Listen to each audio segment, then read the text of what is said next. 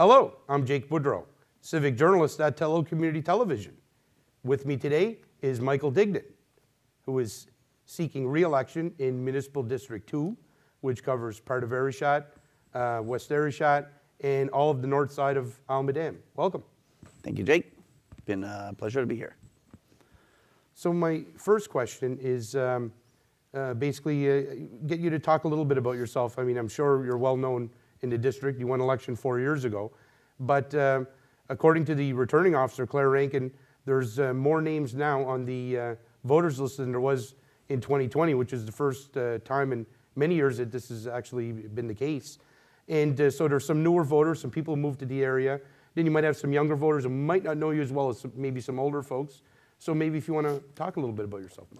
Sure. So I guess born and raised here, 54 years now. Son of Billy and Martha Diggdon. My dad and them are well known for the freight business. I've been, anybody who's been around knows me, I guess, from, ball, hockey. I'm an umpire, I'm a coach, I'm a volunteer. So to anybody new in the area, I probably met you already. I'm usually out and about, so if not, then welcome to Richmond County and welcome to District 2 if you're in my district. In your life experiences and the skills you've acquired over your lifetime, how are they a good fit for you to be a municipal councillor?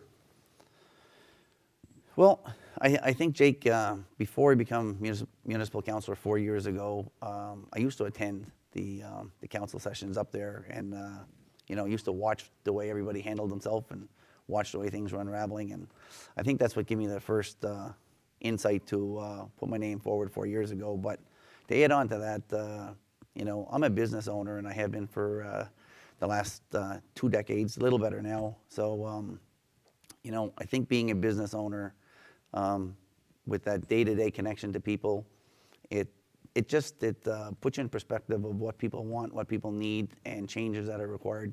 It also gives you the, it gives you the sense of, I guess, how to invest your money, how to manage your business, how to make it become profitable, and your gains and your losses. So it definitely gave me a good financial background and a good financial setting moving forward.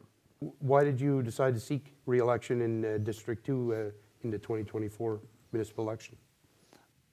I would say one of the biggest reasons was that prior to my first year, there was a lot of, don't want to say disgruntled, but just a lot of upset people the way the county looked like the county was being ran, and Richmond County seemed like it had a red mark on it for a long time. In the last 4 years, I have to say, our council made a complete flip of that. If nothing else, we put Richmond County on top of the map instead of on the bottom. I'm proud to say that the other councillors I worked with were great around the table. I think we eliminated all that sarcasm, that fighting, that bickering, even staff, or I shouldn't say even staff, along with staff. It's a great atmosphere now. So I think we made positive change moving forward, and I would just like to continue that positive movement. As you see it right now, what are the major issues facing Richmond County? I think one of our biggest issues, and we haven't got a handle on it yet, although we're working diligently to get it, is I'm going to say housing. Housing is one of them, but affordability. So I think I know housing falls under that affordability, but it's not just housing that affects us. There's, you can have your house, but you can't afford the heat and lights. Or you can have your house and the heat and lights, and you can't afford the food. So the problem that, and especially the low income and some of the seniors, is that again we're starting to get the housing thing under control. We have investors and we have all kinds of things moving forward, but yet we don't have a handle on how we're going to help out those that are in need on the affordability side. And I think that's something we really have to work on, in the upcoming 4 years. If you are re-elected, what are your priorities for the upcoming term, next 4 years? I think we got to keep moving forward. That's the main objective. We got the green hydrogen that's going to be big. We have Brila Homes that's investing. We have low-income housing that's coming forward, and I think we really have to keep on top of that. And again, we have to invest in our county as much as we can, but yet at the same time be realistic to the fact that it's taxpayers' dollars, and we have to keep that as low as possible. There are some changes to your district.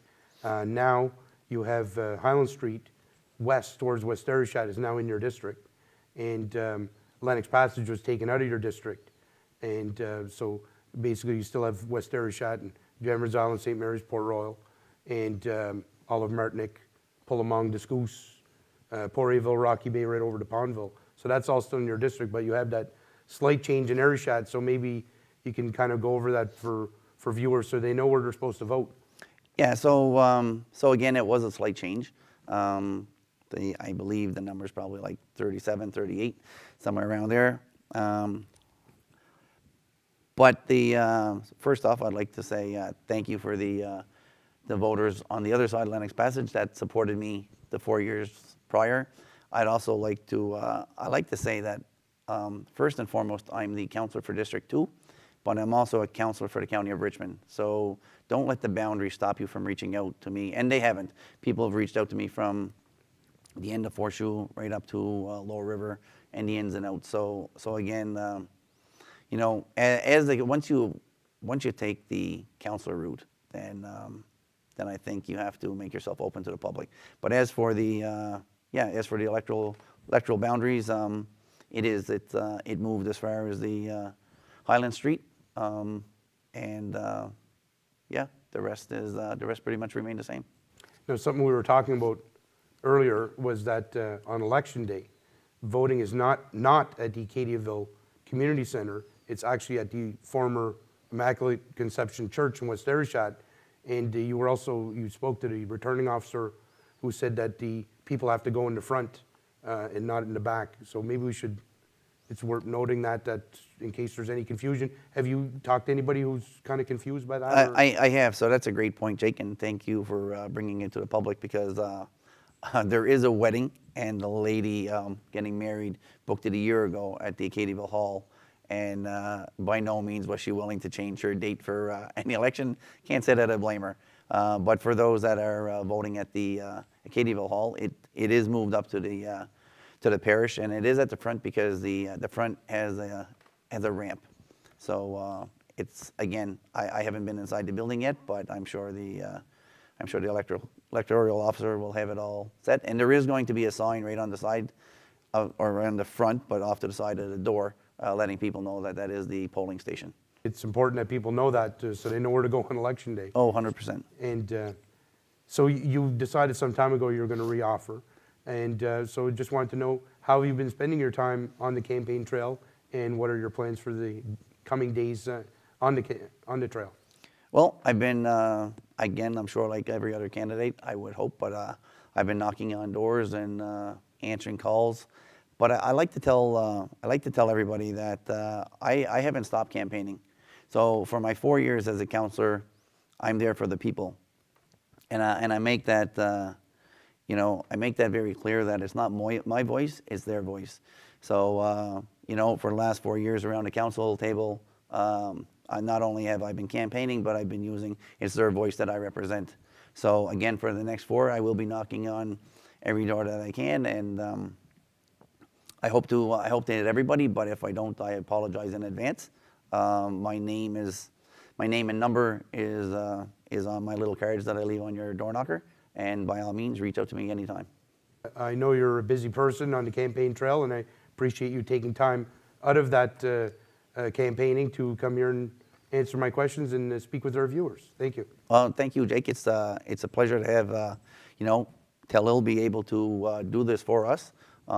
It puts us out there to the public, and it makes the public aware of what's going on, when, where, and how. And it's a great opportunity to have today. Thank you. Best of luck in the campaign trail. Thanks.